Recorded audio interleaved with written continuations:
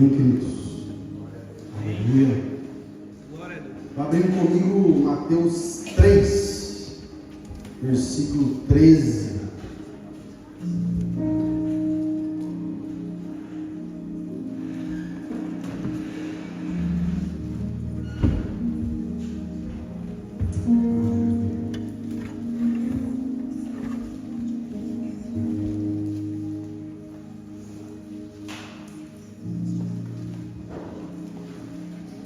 Diz assim o texto: por esse tempo, dirigiu-se Jesus da Galiléia para o Jordão, a fim de que João o batizasse. Ele, porém, o dissuadia, dizendo: eu é que preciso ser batizado por ti, tu vens a mim?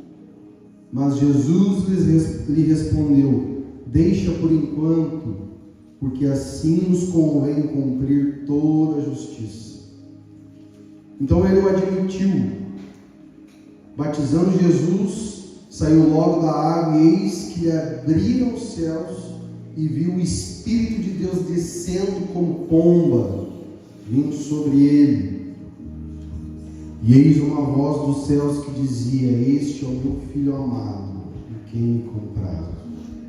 Ou, esse é o meu Filho amado, que me dá prazer. Amém? Então, nesse texto, querido, foi a primeira vez que a identidade de Jesus foi trazida à tona.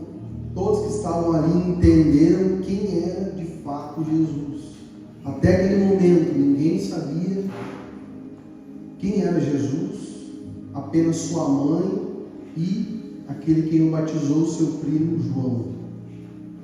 Então, naquele momento, os céus se abriram sobre Jesus, quando ele sai da água do batismo, e eu creio que uma pomba, a Bíblia diz que em formato de pomba desce, pousa no ombro dele, o Espírito Santo, e uma voz dos céus vem e diz: esse é o meu Filho amado, em quem eu me comprazo.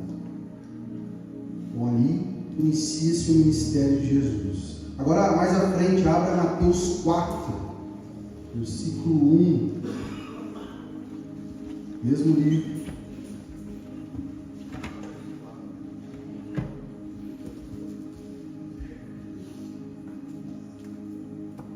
Diz assim o texto: a seguir foi Jesus levado pelo Espírito ao deserto, para ser tentado pelo diabo, e depois de jejuar 40 dias e 40 noites teve fome. Então o tentador, aproximando-se dele, lhe disse: se és filho de Deus, manda que essas pedras se transformem em pães. Jesus, porém, respondeu: está escrito, não só de pão viverá o homem, mas de toda a palavra que procede da boca de Deus. Então o diabo levou a cidade santa, colocou-o sobre o pináculo do templo e lhe disse: se és filho de Deus, atira-te daqui abaixo, porque está escrito, aos seus anjos ordenará a teu respeito que te guardem. Eles te sustentarão as suas mãos, para não tropeçares em nenhuma pedra. Respondeu Jesus: também está escrito, não tentarás o Senhor teu Deus.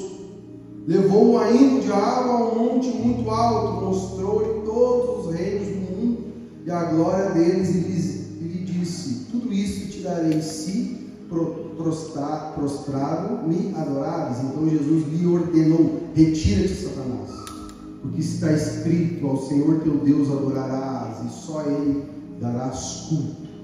Com isso o diabo deixou, e eis que vieram os anjos e o serviram.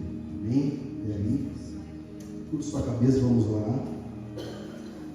Pai de graça, em nome do teu Filho Jesus, nós somos gratos, Senhor, pela tua palavra. Nós te pedimos, Senhor, que o Senhor venha e repreenda todo espírito contrário à tua palavra. Nós queremos ouvir apenas a tua voz, Senhor, a voz do teu Santo Espírito. Nós damos uma voz de comando a todo espírito contrário à tua palavra, saia desse ambiente. Nós te pedimos também, Senhor, auxílio dos teus anjos sobre os céus dessa comunidade, que possam combater com todo o espírito que esteja retendo bênçãos sobre essa comunidade. de unção, de cura, do fogo dos céus possa cair sobre essa comunidade, sobre essas pessoas. Em nome de Jesus, Pai, eu te pedimos. Amém. Amém. Glória a Deus. Queridos, o tema dessa mensagem de hoje é identidade. Um tema muito relevante para os nossos dias, porque nós estamos vivendo, infelizmente, na geração com a maior crise de identidade de todos os tempos, dentro e fora da igreja. Porém, o foco das trevas é prejudicar não a identidade de quem está fora da igreja. O foco das trevas é prejudicar a identidade de quem está dentro da igreja, principalmente de quem se diz filho de Deus. Assim como Jesus, o texto que nós lemos, quando ele disse que ele era filho de Deus, quando o Pai disse que ele era filho de Deus, ele se apresenta ao povo. Ali começa a sua guerra. Ali as trevas começam a guerrear contra ele, que ali estava um filho de Deus. Então, a principal guerra em nossas vidas é dentro da igreja. Quando nós nos autodenominamos filhos de Deus, aí começa a nossa guerra. Aí o diabo vai tentar de todas as maneiras fazer o quê? Colocar pontos de interrogação na nossa mente. Como assim? Ele vai poder colocar um pensamento em você dizendo: ó, se você é filho de Deus, então por que as coisas estão indo tão ruins na sua vida? Por que o dinheiro está faltando? Se tu é filho de Deus, por que você está endividado? Se você é filho de Deus, por que o aluguel está atrasado? Interrogações. A mesma estratégia que ele fez com Jesus. Se tu é filho de Deus, como que você pode estar doente? Não faz sentido um filho de Deus estar doente. Ou se você é filho de Deus, como é que você está limpando o banheiro da igreja? Você devia ter um altar. Interrogações. Essa é a estratégia do diabo. Para nos induzir a sair de um lugar de filhos. Infelizmente, para muitos ele está tendo êxito. Muitas pessoas estão recebendo esses pensamentos, essas interrogações, estão saindo de um lugar de filhos. Entenda, querido, a sua identidade de filho não é anulada por aquilo que você faz ou deixa de fazer. A sua identidade de filho nunca será anulada pelo lugar que você está ou pelo lugar que você deixa de estar. Entenda isso. Amém? Jesus, ele lavou os pés dos discípulos. Será que ele deixou de ser filho? Jesus, Paulo na prisão estava preso, acorrentado. Será que ali ele deixou de ser filho de Deus? O filho pródigo estava comendo com os porcos. Será que ali o pai não o considerava mais um filho? Aquela parábola representa o próprio Deus. Entenda, quem anula a nossa identidade de filho nunca será o nosso pai. Sempre será Satanás ou nós mesmos, se nós aceitarmos o que ele nos induz a pensar. Amém? E um dos fatores que mais prejudicam a nossa identidade, de nós formarmos verdadeiramente essa identidade de filhos, querido, um dos fatores que mais nos prejudica é nós não estarmos inseridos na missão de Deus. Não estar inserido na missão de Deus é quase que impossível que você desenvolva uma identidade de filho de Deus. Mas você pode dizer: ah, pastor, mas eu venho na igreja. Como assim não estou inserido na missão? Querido, vir na igreja é uma coisa, estar inserido na missão de Deus é outra. O vir à igreja é como um saco de laranja. Todo mundo ali junto no mesmo saco, né? Agora, o ser inserido na missão de Deus, aí é outra coisa, aí é o suco de laranja. Aí houve um processo para aquela laranja. Vocês não estão apenas juntos no mesmo ambiente, não. Houve ali um processo, uma pressão. O propósito da laranja não é ficar no pé e cair com o outro no chão, não. O propósito da laranja ou é virar suco ou você comer ela. Esse é o propósito. Então isso é ser inserido. Ou nós estamos como laranjas no suco. Amém?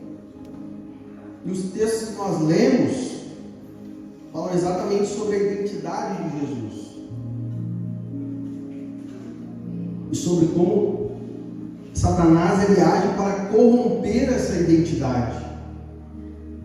É algo muito simples. Como é que ele age para corromper a nossa identidade? Exatamente como ele fez com Jesus. Ou você acha que ele vai mudar a estratégia? Nunca. Ele usou a estratégia como o Rei dos Reis, o Senhor dos Senhores. É sinal que é a principal estratégia dele. Então com nós vai ser também assim. Com filhos vai ser a mesma estratégia. E algo muito interessante é que Satanás ele usa a palavra para tentar induzir e corromper a identidade do próprio Jesus.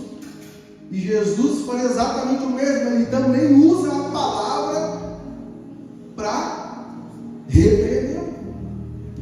A mesma palavra, querido, pode gerar vida, destruição na nossa vida, se nós não tivermos o discernimento claro da Bíblia. Amém? O que isso me ensina? Que se eu não conhecer as Escrituras a fundo, se eu não tiver esse amor pela palavra, como nós falamos no início, querido, nós seremos alvos fáceis das trevas. Que a nossa arma é essa. Se a arma de Jesus foi rebater com a palavra, você acha que qual é a arma que você vai ter? Palavra, entendimento, aprofundamento nas Escrituras. Amém? E também você, além de não conseguir lutar contra as trevas, você também não vai conseguir desenvolver verdadeiramente a sua identidade, se você não se debruçar na palavra, não tiver um amor dia e noite. Amém? Aleluia.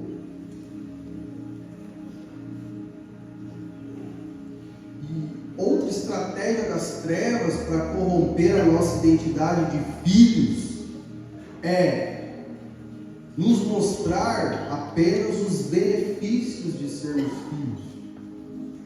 Exatamente como foi feito com Jesus.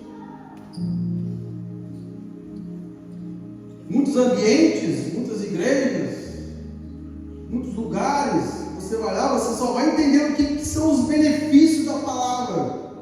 Quais são as bênçãos dessa semana. E infelizmente isso é uma grande estratégia para não desenvolver a sua verdadeira filiação com o Pai. Entender só um lado da palavra, só as bênçãos que eu vou ganhar. Foi exatamente o que Satanás fez com Jesus. Ele disse: se tu és filho de Deus, transforma a pedra em pão. Benefício. Se tu és filho de Deus, atira-te daqui, os anjos vão te segurar. Benefício. Se me adorares, te darei todos os reinos da terra. Benefício. E Jesus rebate todos esses benefícios com responsabilidades de um filho. Jesus podia ou não podia transformar pão em pedra? Com certeza. Porém ele não fez. Por quê? Porque naquele momento a palavra que ele tinha do Pai não era essa. A palavra que ele tinha recebido do Pai era jejuar. E essa palavra o sustentou no deserto. Então ele diz: nem só de pão viverá o homem, mas de toda a palavra que procede da boca de Deus. Jesus podia dar ordens aos anjos, se atirar no precipício e dar ordens aos anjos para que eles o recolhessem no meio do caminho? Com certeza. Mas o que ele diz? Não tentarás o Senhor teu Deus. O que Jesus está dizendo ali? Que ele tinha temor a Deus em não dar ordens aos anjos de uma forma desnecessária. Eu vou me atirar daqui e eu vou pedir para os... Não, é desnecessário isso. Então, isso é... Ele entendia, eu não posso tentar a Deus, mas eu posso dar ordens aos anjos. Entende? Entende isso? Será que Jesus tinha direito de receber todos os reinos da terra, como Satanás estava dizendo? Te darei todos os reinos da terra. Com certeza. Na cruz, Jesus, com seu sangue, comprou todos os reinos, todas as raças, todas as tribos para o Pai, através do seu sangue. Porém, o domínio de Jesus sobre tudo isso, naquele momento ainda não poderia acontecer. Seria algo vindouro. Jesus já sabia que iria dominar sobre todas as coisas, porém, no futuro, Satanás queria já que ele recebesse naquele momento. Ele diz, né, e ainda pede: se prostrar e me adorares. Jesus sabia que ele teria no momento certo sem precisar adorar ninguém. Então ele diz: arreda, Satanás, só prestarás culto ao Senhor teu Deus. Então a identidade, querido, de Jesus, ela era fundamentada na obediência, nos processos e nas renúncias, não nos benefícios. Será que Jesus, como filho, ele precisaria pagar impostos no templo, como ele pagou? Pediu a Pedro que pegasse uma moeda na boca do peixe para pagar os tributos? Será? Logicamente que não. Ou por que você acha que o templo foi feito? Para que houvesse adoração a Deus. E Jesus era filho de quem? De Deus. Será que o filho de Deus teria que pagar impostos no templo do seu pai? Lógico que não. Mas o que a palavra diz? Que para que não houvesse escândalo, ele pagou o tributo dele de Pedro. Será que Jesus precisaria lavar os pés dos apóstolos na ceia, como ele fez? Logicamente que não. Existiam servos específicos para essa função. Era costume no povo judaico ter servos para lavar os pés de quem entrava na casa. Porém, Jesus fez isso, lavou os pés dos discípulos. Ele não precisaria fazer, mas ele fez para quê? Para dar exemplo de uma liderança saudável. Amém? Então a vida, querido, de Jesus, ela confronta toda uma cultura demoníaca de benefícios atrás de benefícios nesse tempo. A vida de Jesus confronta tudo isso que nós estamos acostumados. Onde eu vou para a igreja para ser apenas abençoado, onde eu vou para a igreja para ser servido, onde eu vou para a igreja para vender o meu serviço, fazer um network, me dá que eu te dou, me ajuda que eu te ajudo, onde eu vou para a igreja só para buscar uma prosperidade, onde eu vou para a igreja para receber reconhecimento, honra, aplausos no altar.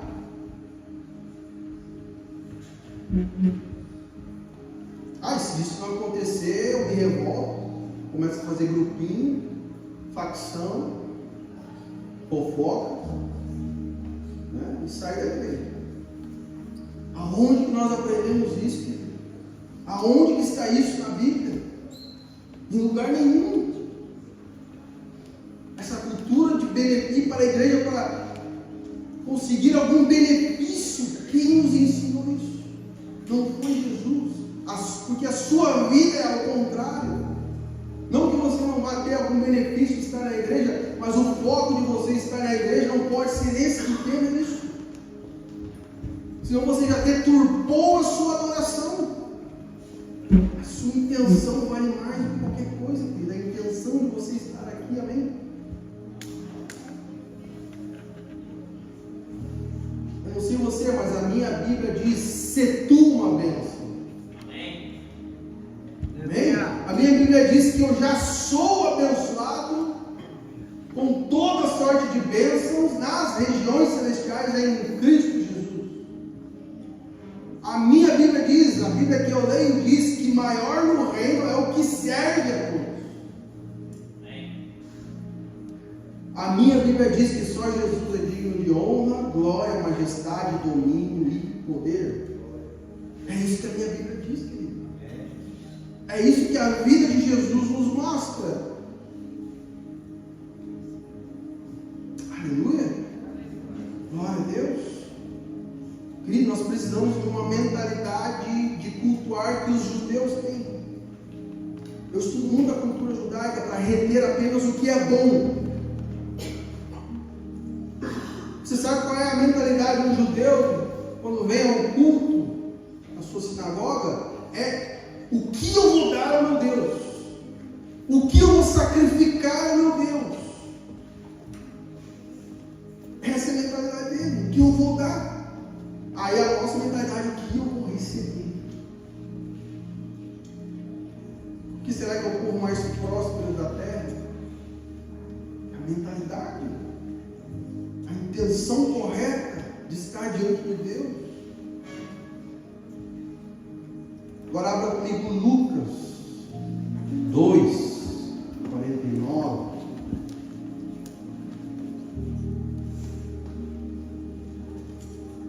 Nesse contexto de Lucas 2,49, Jesus ele estava perdido de seus pais. Ele estava no templo aos 12 anos, respondendo os mestres da lei, os sacerdotes. E dali, em torno de 2 dias, seus pais estavam procurando ele, não achavam, e o acharam no templo.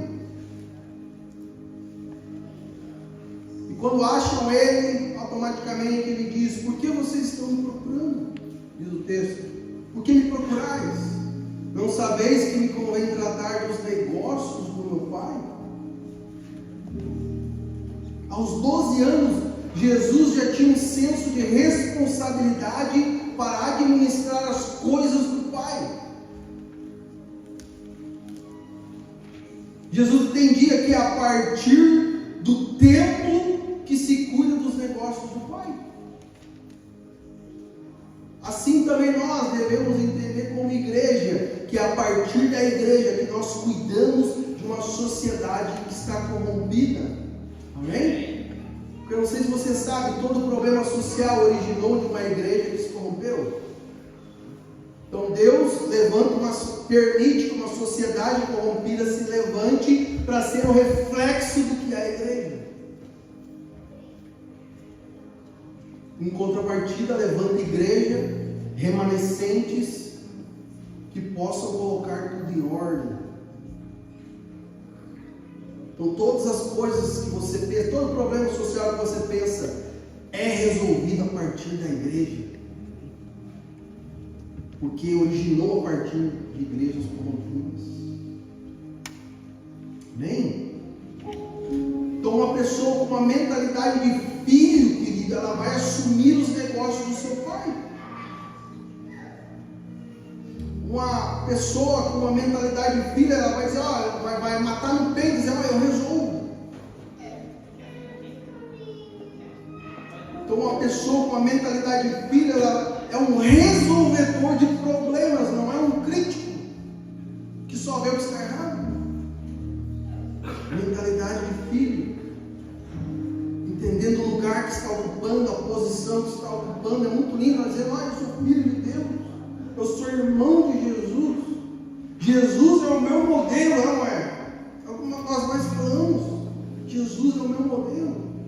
Até agora eu só te falei características desse modelo. Não sei quais que você aprendeu. Mentalidade de filho. Agora, querido, eu quero te falar algo em amor. Promete que no final você vai me perdoar? Promete? Eu preciso falar, é a minha função. Prometeu, né? Promessa é dívida. Eu te falo em amor agora, querido. Se você já tem ali em torno de 3 ou 4 anos de caminhada na fé, pelo amor de Deus, pare de trazer problemas para a igreja e comece a resolver os problemas. Pelo amor de Deus. Porque você, pastor, mas por que 3 a 4 anos? Porque a parábola de Lucas 13:6 vai dizer isso. O próprio Deus ali com aquela palavra está nos sinalizando um tempo em que a pessoa ela precisa começar a frutificar, resolver problemas, parar de sugar a energia da terra. O texto diz. Podemos fazer referência a sugar a energia dos irmãos, dos líderes, dos pastores. Então a ideia é essa aqui: de 3 a 4 anos de fé, a partir do seu batismo, de você aceitar Jesus, você já comece a ser um resolvedor de problemas na igreja. Mentalidade de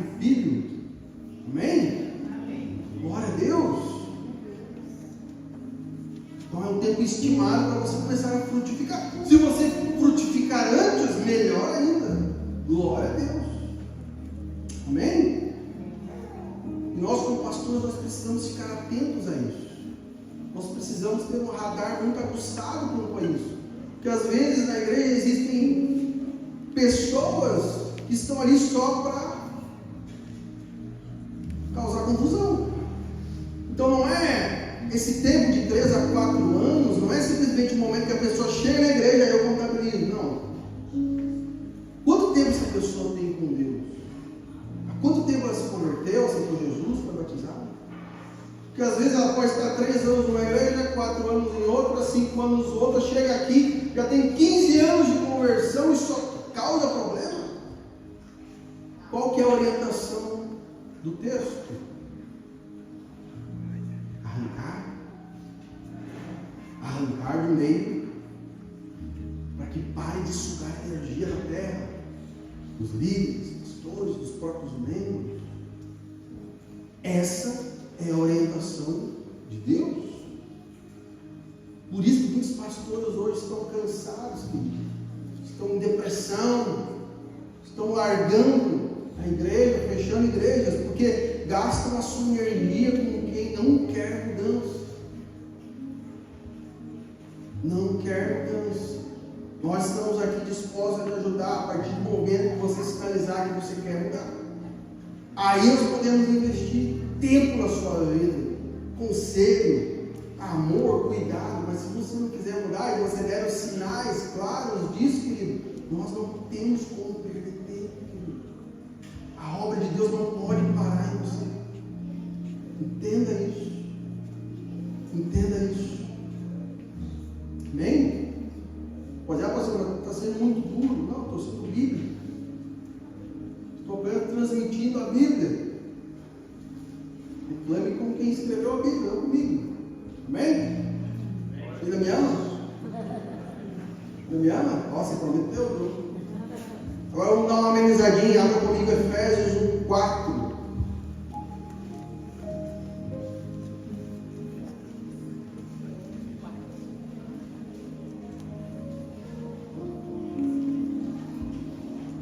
Efésios 1:4, um texto lindo.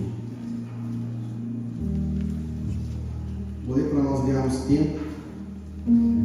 Como também nos elegeu nele antes da fundação do mundo, para que fôssemos santos e irrepreensíveis diante dele em amor, e nos predestinou para filhos de adoção por Jesus Cristo, para si mesmo, segundo o beneplácito da sua vontade, para louvor e glória da sua graça, pela qual nos fez agradáveis a si no amado.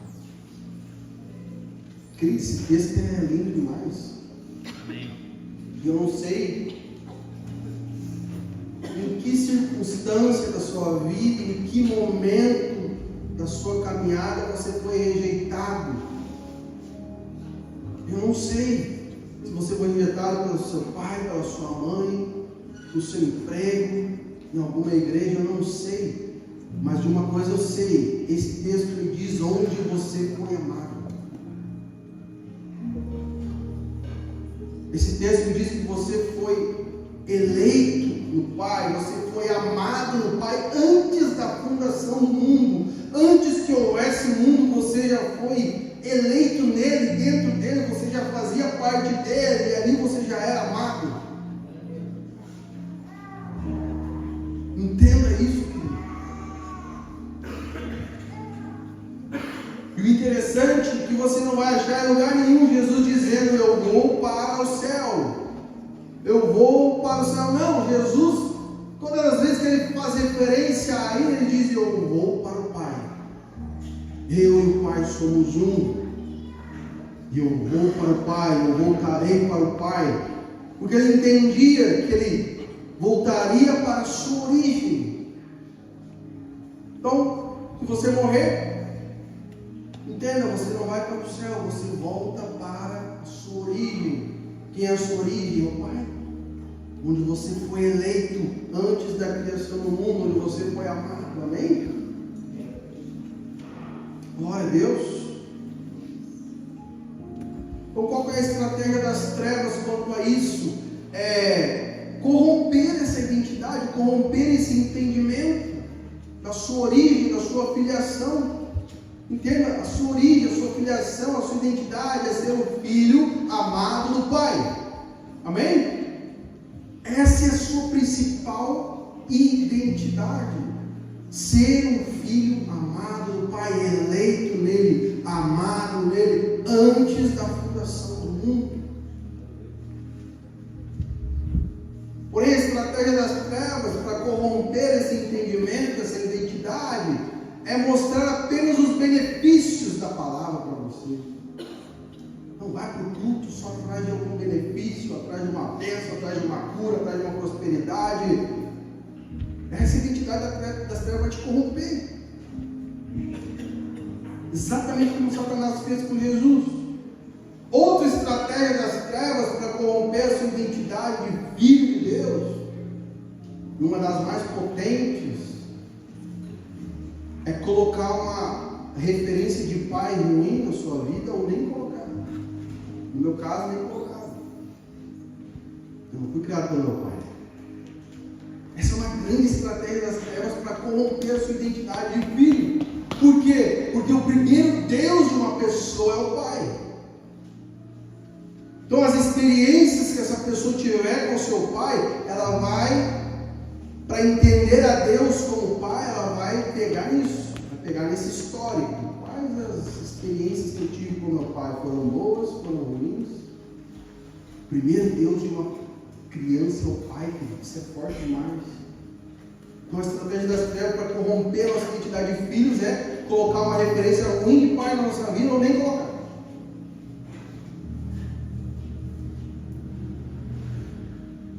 Tem um colega da minha empresa que ele é um ateu, confesso. Fala aos 4 cantos que ele é ateu. Agora Deus vai tocar nele. Estou orando para isso. Então só que ele é um nível acima do ateu, né? Ele debocha demais da palavra, de pastores. Mas comigo ele me respeita. Pode mesmo, ele vem, tira alguma dúvida, né? Indignado. Eu não sei como é que esses crentes fazem tal coisa. Eu vou lá e explico para ele. Um dia ele me deu uma brecha e eu entrei e disse, cara, não, eu estava falando dele sobre Deus, ele falou, como que eu vou acreditar nesse teu Deus se ele deixa as crianças passar fome e ser agredidas? Veio com essa para mim. Aí na hora que eu ia falar alguma coisa, já virou as costas e foi embora, não vou ouvir. Porém, eu fui entender que na infância dele, o pai dele deixou ele passar fome e agrediu ele. Então essa era a imagem que ele tinha de Deus. Como eu vou acreditar num Deus se ele me deixou passar fome através do meu pai e me espancou através do meu pai? Ver a profundidade disso. O primeiro Deus para criança é o pai. Eu, no meu exemplo, na minha vida, quando eu não tive a presença do meu pai, ele não me criou. Eu, quando ouvia falar da igreja, de Deus, da Bíblia, eu ignorava. Não queria saber. Eu não falava mal, mas também não falava bem, né? Ignorava, não queria saber. Deixava de lado, desviava o assunto. Depois eu fui entender que foi exatamente isso que meu pai fez comigo. Ele me deixou de lado, me abandonou, nunca conversou comigo. Exatamente isso. Essa era a imagem que eu tinha de Deus. Alguém que abandonava.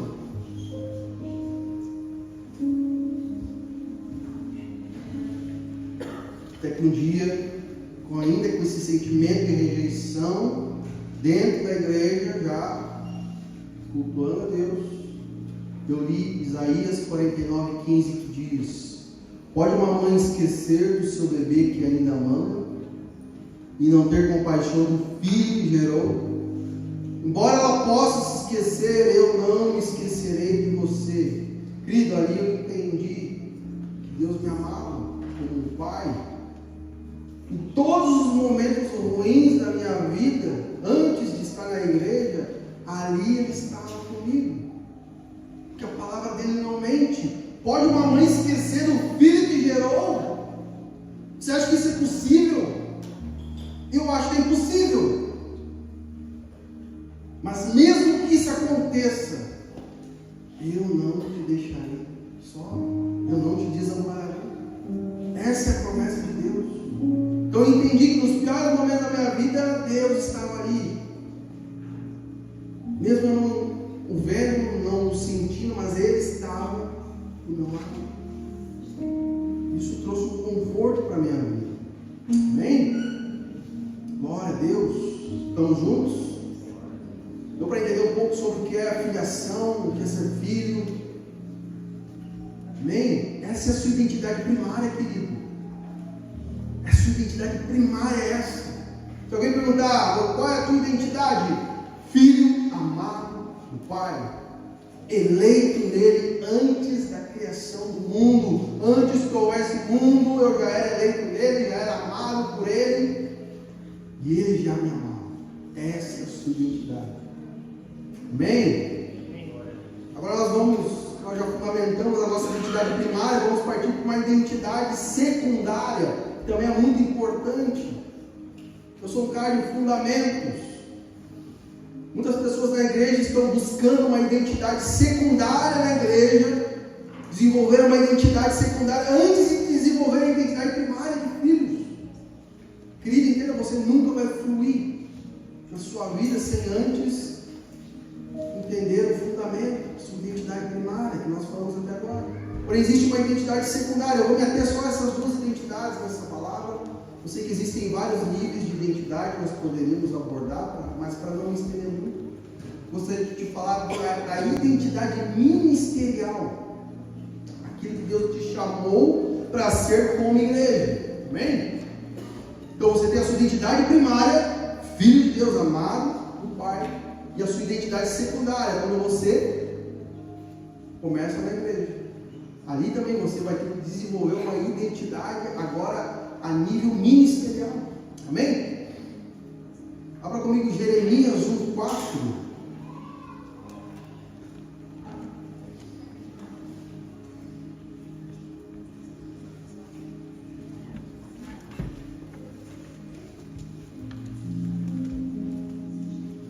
Jeremias, um dos grandes profetas do Antigo Testamento, profeta chorão. Diz assim o texto, Jeremias 1:4: Assim veio a minha palavra do Senhor, dizendo: Antes que te formasse no ventre te conheci, e antes de você nascer te santifiquei, as nações te dei por profeta. Então disse eu: Senhor Deus, eis que não sei falar, porque ainda sou um menino. Mas o Senhor me disse: Não digas, eu sou um menino, porque a todos a quem eu te enviar irás, e tudo quanto te mandar falarás. Não temas diante deles, porque estou contigo para te livrar, diz o Senhor.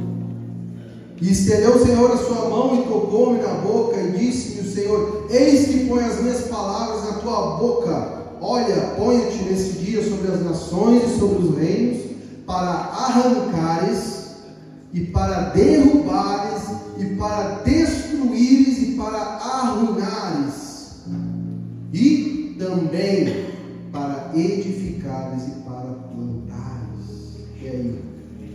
Amém? Querido, agora repita uma frase comigo. Todos. Repita essa frase comigo. Jeremias e eu somos iguais perante Deus. Somos iguais perante Deus. Amém? Amém. Você entende isso? Amém. Você entende que... Por que eu pedi para você repetir isso? Para você entender que Deus não tem pessoas privilegiadas. Deus ele não faz acepção de pessoas. Aquilo que Ele falou de Jeremias, Ele também está falando sobre a sua vida. É verdade. Se Ele já tinha um propósito para Jeremias desde o ventre, é porque Ele também já tem um propósito para você desde o ventre.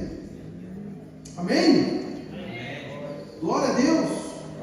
O que você precisa fazer? Entender a sua identidade de filho, a sua identidade ministerial, e apenas trocar o final do texto e ler assim: antes que te formasse no ventre, te conheci, e antes de você nascer, te santifiquei as nações, te dei por profeta, por apóstolo, por pastor, por mestre, por evangelista, por diácono, por obreiro, por empresário, mantenedor da obra. Só troca o final. A partir do momento que você entende a sua identidade junto ao corpo, amém? Aleluia! Deus já definiu a sua identidade, assim como Jeremias, desde o ventre. Amém, Jesus. Glória a Deus. Amém? Salmo 139:16 vai dizer algo muito lindo. Diz assim: os teus olhos viram o meu embrião, todos os dias determinados para mim foram escritos no teu livro, antes que qualquer um deles existisse. Querido, isso é lindo demais. Sabe o que significa isso? Que Deus, ele te via como um embrião no ventre da sua mãe. Ele te observava, ele te admirava. Quem que teve filho sabe, quando a gente vai ver lá o feto, fazer um ultrassom, aí o médico vai dizer: aqui está a perninha, aqui está o bracinho, isso aqui, o piu-piu é menino, não é menina, é menina. Não dá uma emoção? Eu chorei, eu e minha esposa choramos, vendo ali aquele corpinho ainda informe, tomando forma, isso que o texto diz. E os teus olhos viram o meu embrião ainda informe. O mesmo sentimento que você teve ao ir no médico e ver o seu filho ainda informe na barriga da sua mãe, é o mesmo sentimento de Deus nesse texto. Ele te observava, você sendo gerado, e ali ele já te amava, ali ele já tinha um plano para a sua vida, e ali ele já escreveu todos os seus dias em um livro. Amém? Qual que deve ser a nossa oração nesses dias, querido? Senhor, que deixa viver aquilo que está escrito no teu livro a meu respeito. Essa tem que ser a nossa principal oração. Senhor, eu quero viver tudo que está escrito no teu livro a meu respeito. Se existe um plano para a minha vida, eu quero viver esse plano, Senhor. Revela esse plano sobre a minha vida a cada dia. Eu quero me conectar com aquilo que o Senhor escreveu sobre mim. Eu quero viver o que o Senhor já tem planejado sobre a minha vida. Eu não quero fazer as minhas vontades, eu quero fazer a tua vontade. Essa tem que ser a nossa oração, querido. Em nome de Jesus.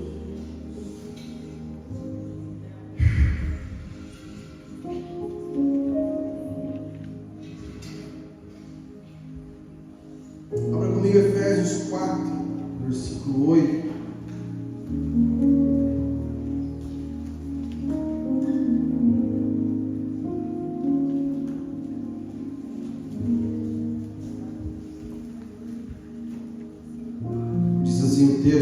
Por isso, diz: subindo do alto, ao alto, levou cativo o cativeiro e deu dons aos homens. E ele mesmo deu uns para apóstolos, e outros para profetas, e outros para evangelistas, e outros para pastores e doutores, ou mestres, querendo que o aperfeiçoamento dos santos para a obra do ministério, para a edificação do corpo de Cristo. Então, após você entender a sua identidade primária de filho amado do Pai, aí entra a sua identidade secundária. Aí você entende qual é o ministério que Deus tem para a sua vida. Que falam os 5 principais ministérios de governo da igreja. Entenda, ministério significa serviço. Então você diz: eu tenho o meu ministério. Significa você dizer: eu tenho o meu serviço. O meu serviço é isso, é aquilo. Isso é ministério. E entenda, o Pai não quer servos trabalhando para Ele. O Pai quer filhos que trabalhem para Ele. Amém? Porque os servos, eles trabalham pelo salário, por uma promoção. Os filhos não. Os filhos trabalham com o Pai. Administram os negócios do Pai, porque tudo que é do Pai é deles. Existe uma grande diferença de um servo e um filho. Porque para muitos, querido, é tão difícil entender como fluir no seu ministério. Até entendo o ministério que eu carrego, mas por que às vezes é tão difícil fluir nesse ministério? É uma grande barreira que nós temos na igreja. O segredo para que nós possamos fluir no nosso ministério é nós conhecermos as Escrituras, querido, e sermos guiados pelo Espírito de Deus. É uma regra básica: conhecer as Escrituras e ser guiados pelo Espírito. Aí nós vamos conseguir fluir no nosso ministério. Porque quando você conhece as Escrituras, você entende o que precisa fazer. Ali está tudo que você precisa fazer. Porém, quando você tem intimidade com o Espírito Santo, você vai saber como fazer, quando fazer, de que maneira fazer. Isso é muito importante, querido. Não adianta apenas saber o que fazer. Nós precisamos entender como e quando, em que momento, de que forma. É isso que define uma verdadeira filiação. Romanos 8,14 vai dizer: porque todos os que são guiados pelo Espírito de Deus, esses são filhos de Deus. Então, o que é ser guiado pelo Espírito de Deus? Muito simples. É você não ser guiado pela sua carne, pela sua alma, pelas suas emoções e pelas suas necessidades. Automaticamente assim você será guiado pelo Espírito de Deus. Você será guiado pela voz do seu Pai. E a voz do seu Pai estará totalmente amparada pela sua palavra. Por isso a necessidade de entendermos as Escrituras. Porque às vezes pode vir uma voz no seu ouvido que ela não está amparada pela palavra. Não é a voz do seu Pai, não é a voz do Espírito de Deus, pode ser a voz de qualquer outra coisa. Por isso que a meditação dia e noite, isso que vai aferir os nossos ouvidos para ouvir se é Deus que está falando ou se não é. Se é a voz da nossa carne, da nossa alma, de demônios. É a palavra, querido. Que nem um passarinho, ele precisa de duas asas. Às vezes você só quer saber de ler a Bíblia, beleza? Mas não quer saber de orar, de ter intimidade com o Espírito Santo. Você vai voar com uma asa só. Aliás, ele vai voar. Foi necessário leitura das Escrituras, intimidade com a palavra, intimidade com o Espírito de Deus. Amém? Esse é um conjunto que determina a verdadeira filiação sobre a sua vida. Que determina dizer: eu sou o Filho de Deus, porque eu me movo pelos comandos do meu Pai, que estão amparados pela sua palavra. Amém? Aleluia! Porém, quando ainda existe muita emoção nas suas atitudes, você se move mais por sentimentos, por necessidades, você ainda não é um filho maduro, querido. Você ainda é menino. Que o que te move não corresponde com a voz de Deus, não corresponde com a sua palavra. Sinal que ainda tem muita coisa para ser arrancada, derrubada, destruída e arruinada na sua vida. Assim como o profeta Jeremias falou. Existe um processo de arrancar, derrubar, destruir e arruinar, para que depois entre o processo de plantar e edificar na vida de pessoas. Não tem como eu tocar pessoas, edificar pessoas, plantar na vida de pessoas, se eu ainda tenho um monte de coisa para arrancar do meu passado. Se eu ainda estou cheio de entulhos do meu passado que eu não arranquei, que eu não limpei, aí eu quero tocar pessoas, quero orar e impor as mãos, está errado, querido. Existe um processo, e tudo que o diabo quer é exatamente isso: que você comece a querer edificar, plantar na vida de pessoas, tocar pessoas, abençoar, orar, impor as mãos, cheio de entulhos. Sabe por quê? Porque é muito mais fácil você cair. Ele te permite dar uma levantadinha, porque ele sabe que o tombo vai ser certo.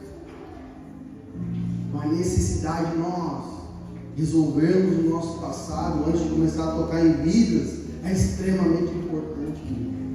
É isso que a palavra está nos dizendo.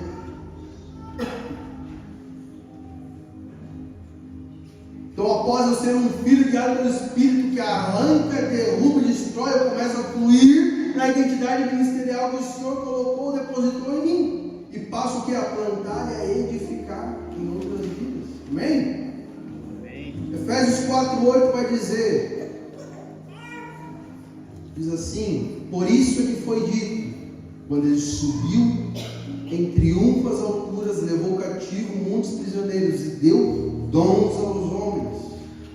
O que isso significa? Que os dons não são para o céu, são para a terra. Jesus, antes de ascender aos céus, estar na glória com o Pai, à direita do Pai, ele distribuiu dons aos homens. Distribuiu de forma extremamente estratégica. Como assim? Significa que o dom que eu tenho, meu irmão não tem. O dom que ele tem, eu não tenho. Por que disso? Porque daí eu preciso obrigatoriamente me conectar com ele para ter. Preciso me humilhar. Dizer, ô irmão, cara, preciso daquilo que tu tem, olha para mim. Põe as mãos, vamos caminhar junto, eu preciso, eu quero que tu tenha. Uma vez eu lembro que eu estava orando para Deus, Deus, eu queria aquele dom, determinado dom, pedi para Deus. Eu queria o dom tal. O Senhor falou, eu nunca vou te dar, Bruno. Ué, como assim? Aí eu usei a palavra para confrontar o próprio Deus ali. Ué, mas a tua palavra diz que o Senhor te pedindo pão, o Senhor não daria pedra? Como assim? Eu estou te pedindo dom. Não, esse dom eu nunca vou te dar. Porque eu já dei para o sermão do lado. Para você ter esse dom, você precisa se conectar com ele. Andar com ele. Estreitar laços com ele. Aprender com ele. Aí você terá esse dom. Amém. Então é isso, querido. De forma estratégica, os dons foram repartidos sobre nós para que houvesse a unidade no corpo. Que se tivesse tudo sobre um só, como haveria essa unidade? Impossível. Em Filipenses 2, versículo 3 ao 4 diz assim: nada façais por contenda ou por vanglória, mas por humildade, cada um considere os outros superiores a si mesmo, não atente cada um para o que é propriamente seu, mas cada qual também para o que é dos outros. Esse texto tem algumas linhas de entendimento, porém eu queria ser um pouco profundo aqui. Não tem a ver só com algum benefício que eu tenho, eu devo compartilhar com a necessidade do meu irmão também, mas aqui eu costumo dizer que considerar o meu próximo superior a mim é entender que Deus depositou algo nele e não depositou em mim, basicamente isso. Então, aquele irmão ele é superior a mim em um dom, em um ministério. Eu sou superior a ele em um dom, em um ministério. Então nós nos conectamos. E assim o corpo de Cristo se desenvolve da melhor maneira. Amém? Glória a Deus. Então o diabo, ele usa as nossas diferenças para nos separar, para nos distanciar. Mas Deus, o Pai, ele usa as nossas diferenças para nos unir. Por quê? Porque nós somos pedras vivas. A palavra vai dizer que nós somos pedras vivas. E querido, não existe uma pedra que é igual a outra. Não existe.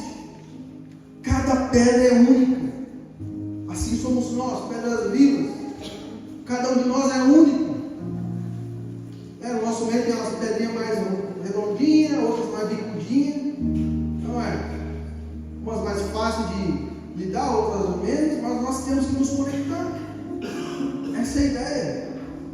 Por que nos conectar? Porque a partir de nos conectarmos, aí sim nós damos a forma da casa espiritual onde o Senhor vem habitar. A Bíblia fala de uma casa espiritual edificada com pedras vivas, onde o Senhor vem a habitar com o seu Espírito. Qual a intenção de Deus com isso? É habitar no meio do seu povo, não é visitar, querido. Eu não sei você, mas eu estou cansado de visitação. Eu quero a habitação do Senhor no nosso meio, o repouso do Senhor em nosso meio. Amém. Dia após dia, dia após dia. Isso é Mas o avivamento que eu conheço, que eu já estudei vários avivamentos, é a habitação constante, dia após dia, mês após mês, ano após ano, da presença gloriosa de Deus em um lugar, em uma igreja, em uma região. Isso é avivamento, ao ponto de alterar a cultura daquela região. Isso é avivamento, querido. Muito do que nós estamos vendo é apenas um movimento. Não é porque a igreja está explodindo de gente que ali é um avivamento.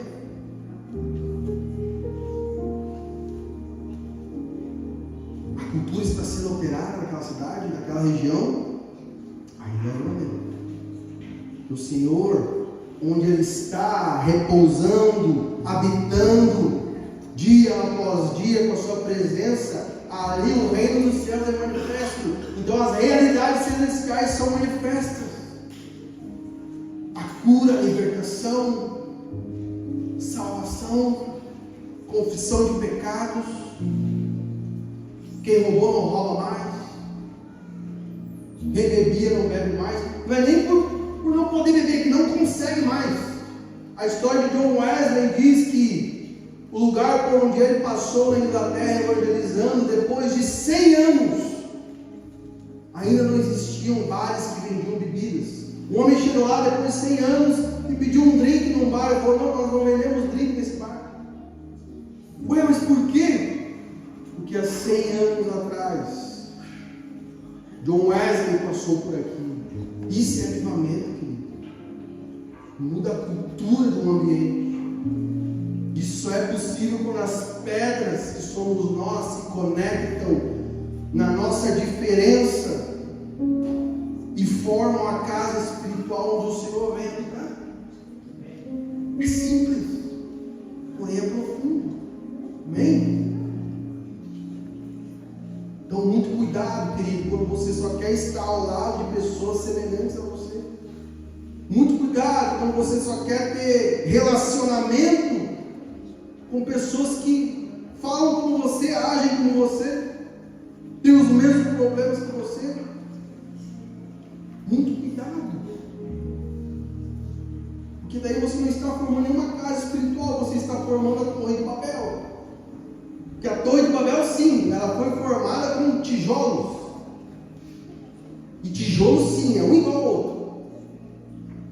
Um igual ao outro. A Bíblia diz que eles cozeram tijolos, queimaram e começaram a fazer aquela Torre de Babel, aquela torre. E a ideia deles era chegar aos céus com aquela torre. E a Bíblia diz que Deus, vendo aquela movimentação, Deus disse: vou lá, vou descer para ver aqueles homens, porque aquilo que eles querem fazer, que era chegar até os céus, eles vão conseguir. Eles estão unidos. Então Deus vem, vê que a intenção está totalmente errada e confunde as línguas. E a torre é travada a construção no meio. Então cuidado quando você só quer estar ao lado de pessoas que pensam como você, falam como você. E você pode estar criando, construindo uma torre de Babel. E torre de Babel é confusão. Amém? Se desafie nesses dias. Evolua nesses dias.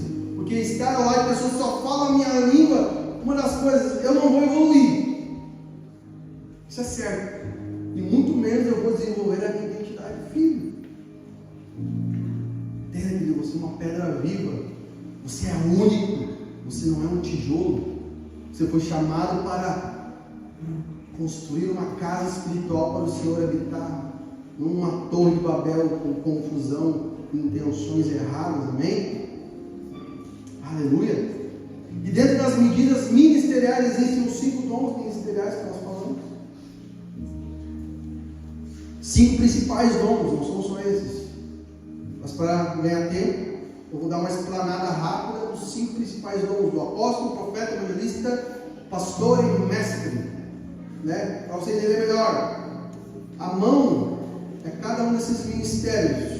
Mão esquerda.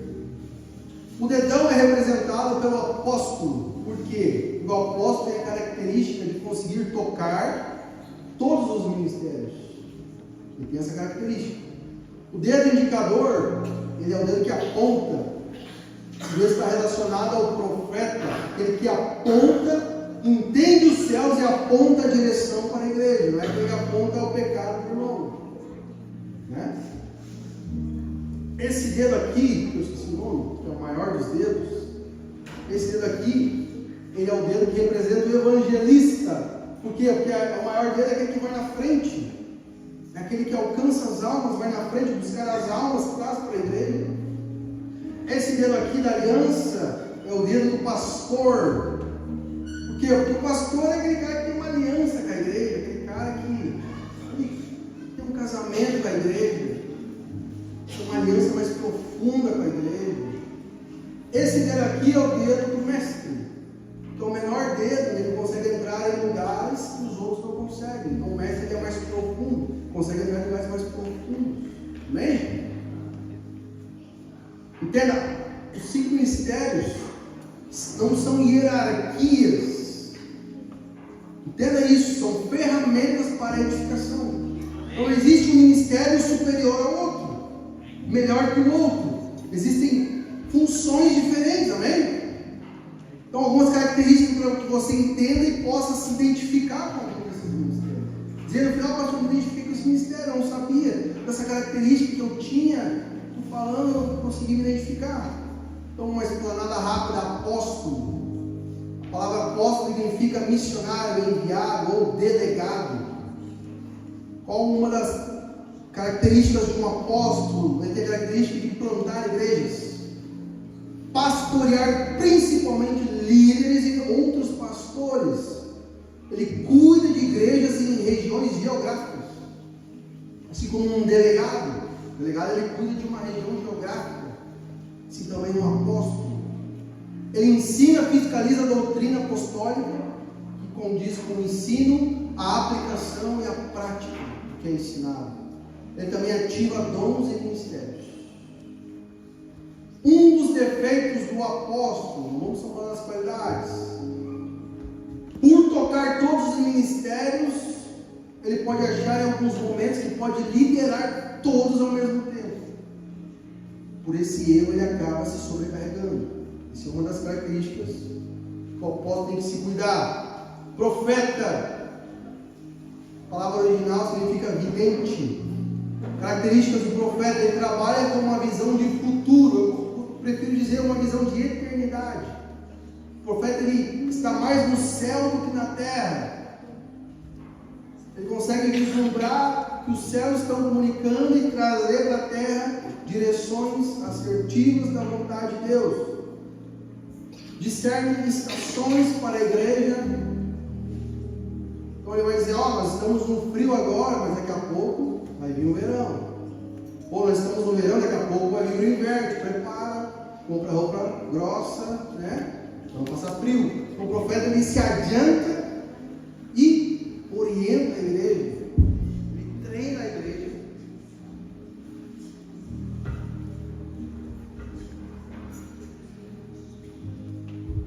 Ele treina a igreja para o futuro. Então o profeta, querido, ele não apenas profetiza, entenda isso, mas também se torna as profecias para o seu tempo. Então, se alguém chegar para você e dizer, eu sou um profeta, pergunte a ele, quais profecias tu está te tornando? Se ele não souber dizer, ele não é profeta, ele apenas está profetizando, tem o dom de profetizar. Amém? Amém? Por que eu estou dizendo isso? Porque João Batista foi o maior dos profetas da lei, Jesus foi o maior dos profetas da graça. Ambos os dois se tornaram profecias. Ponto. Amém? O profeta ele também discerne o tempo e o modo das coisas, discerne sonhos, visões. Um dos defeitos do profeta, por estar mais no céu do que na terra, por visualizar mais o futuro às vezes do que o presente, ele é uma pessoa às vezes que fica meio aflita, porque as pessoas podem não estar entendendo o que ele quer comunicar. De cara é muito difícil entender o que o profeta está comunicando. porque a visão dele está lá na frente. Então, por não haver esse entendimento, ele fica meio aflito, às vezes meio ansioso, às vezes pode ter crise de ansiedade. Normal. Um evangelista é aquele que traz as boas novas, é o cara da mensagem da cruz, da mensagem do arrependimento, o cara que tem um coração que queima pelas almas, pelos perdidos, pelas missões, é o cara que traz o perdido para dentro. Ele ama fazer isso. E também dentro ele aquece o coração daqueles que podem estar frios. Um dos defeitos do evangelista, muitos, infelizmente, por ter esse ministério, acham que o seu ministério é o principal, porque está alcançando as vidas e trazendo para a igreja. E por acharem isso, muitos deles negligenciam o cuidado dessas almas e os fundamentos. Isso pode muito bem acontecer no evangelismo, é muito normal. Eles focam muito no trazer e pouco no desenvolver. O pastor agora é o cara que cuida, o cara que abraça, que beija, pergunta como é que está, como é que passou a semana, né? É o ministério do amor, do cuidado. Enquanto o apóstolo e o profeta estão focados na visão macro da igreja, na ampliação da visão, o pastor não, o pastor está focado no 1 a 1, no indivíduo. Sabendo como é que ele está, cuidando dele, né, aconselhando. Aquele cara detalhista que conhece todos pelo nome, e se alguém faltar, ele já dá falta, ele já liga no dia. Essa é a característica do pastor. Fica horas ouvindo um aconselhamento para largar um conselho de 1 minuto e resolver a vida da pessoa. Um dos efeitos do pastor, muitos pastores, por terem seu foco no indivíduo, 1 a 1, eles não gostam muito de que a igreja cresça. Né? Eles dizem, não, vamos ficar por aqui, está tudo sob controle, vamos crescer, deixa quieto, para com isso. O pastor dessa característica. E se ele for um pastor sênior, presidente da igreja, infelizmente ele vai barrar o crescimento da igreja, porque quer ter tudo sob controle. Então não pode crescer além do normal. O mestre agora, o professor, rabi, Jesus é um rabi, é um mestre, é um professor. Alguém que olha de Joseph vai dizer lá, eles fazem referência ao professor. Jesus é um professor. É aquele cara que faz muito com pouco. 3 palavras na mão de um mestre e dá um sermão de 2 horas. Ele vai buscar o significado do hebraico, do aramaico, do grego, vai buscar o contexto bíblico junto à época. É o cara mais profundo dos 5 ministérios, do mais demorado no sermão também. Defeito do mestre, ele fica muito tempo no plano teórico das escrituras, se aprofundando nas escrituras, e para ele às vezes pode ser difícil colocar muita coisa em prática. Às vezes é um pouco demorado para tomar decisões. Amém? Glória a Deus, estamos juntos? Estamos quase finalizando aqui. 2 Timóteo 1,11 diz deste evangelho: fui constituído pregador, apóstolo e mestre. Então nesse versículo o próprio Paulo fala que ele possui uma carga do Senhor tripla. Ele desenvolve 3 ministérios: pregador, apóstolo e mestre. Então nesse versículo Paulo também nos mostra que é possível que alguns membros da igreja tenham essa tripla carga. Eu, no meu caso, eu posso dizer que eu tenho uma tripla carga.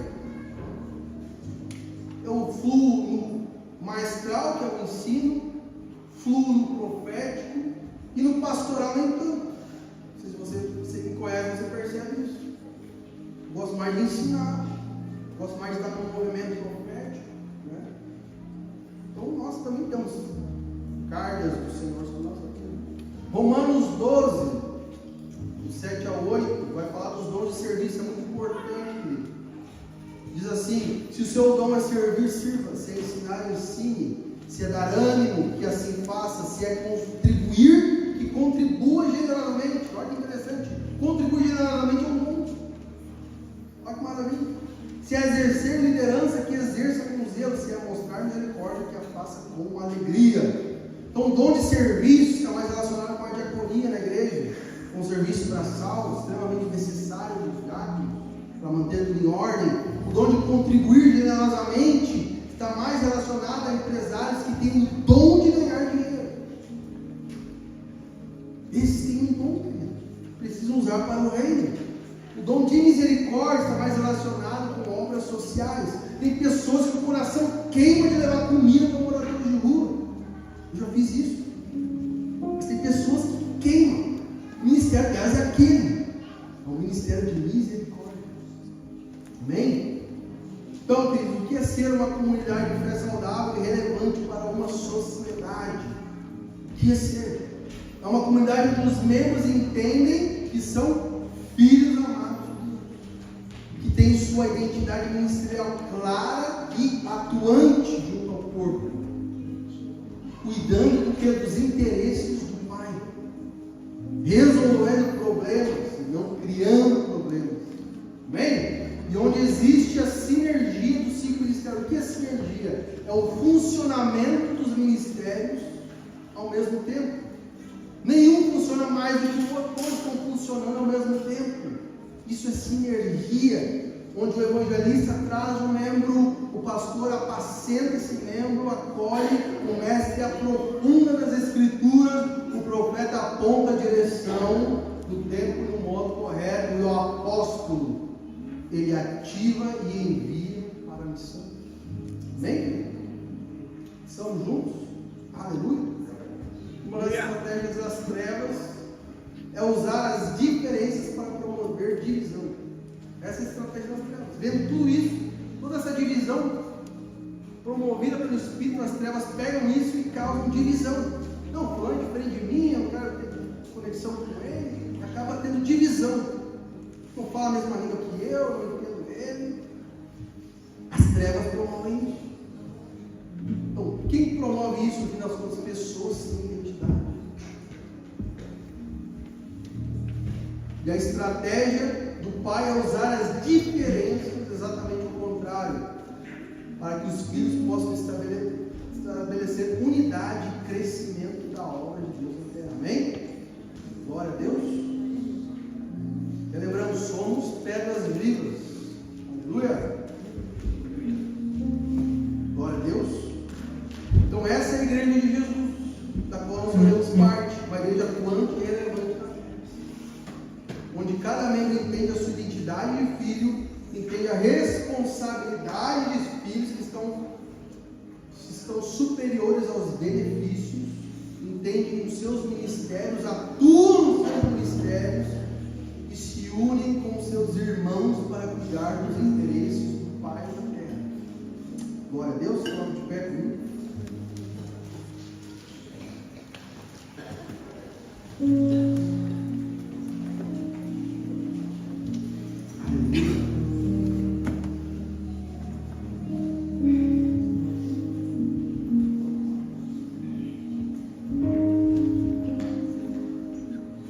Entenda, querido, seu corpo foi estrategicamente criado por Deus como um vazio, ao qual você preenche esse vazio quando Jesus entra na sua vida. Amém? Porém, após esse vazio ser preenchido, quando você é inserido na igreja, existe mais um vazio, que só poderá ser preenchido quando você se conectar com o seu irmão do lado. Entender que a medida dele é necessária para a sua vida. Se submeter às lideranças, ao pastoreio, se submeter a um curso, a um ensinamento, a uma admoestação. Isso tudo são irmãos que estão ao seu lado, preenchendo um vazio na sua vida. Se conectando com você, te abraçando, dizendo: vem, vamos caminhar junto. Vou te ajudar, não com críticas, mas com um exemplo a Rafa, olha para mim. E como Paulo disse, olha para mim, me siga. Paulo não disse faz isso, faz aquilo, não, olha para mim. Né? Como estarmos conectados com irmãos, esse vazio preenchido.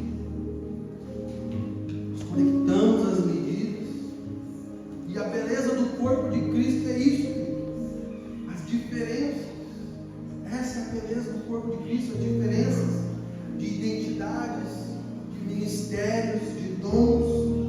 temperamentos. Amém? Um membro completando o outro. Aleluia. Que nós possamos, nesses dias, celebrar a identidade do nosso irmão. Amém? Celebrar as diferenças do corpo de Cristo. E com isso nos unir cada vez mais. Aleluia. Glórias a Deus. Pai, em nome de Jesus, eu selo essa palavra, Pai, com essa oração. Que todo esse entendimento possa ter penetrado no mais profundo do entendimento dos meus irmãos.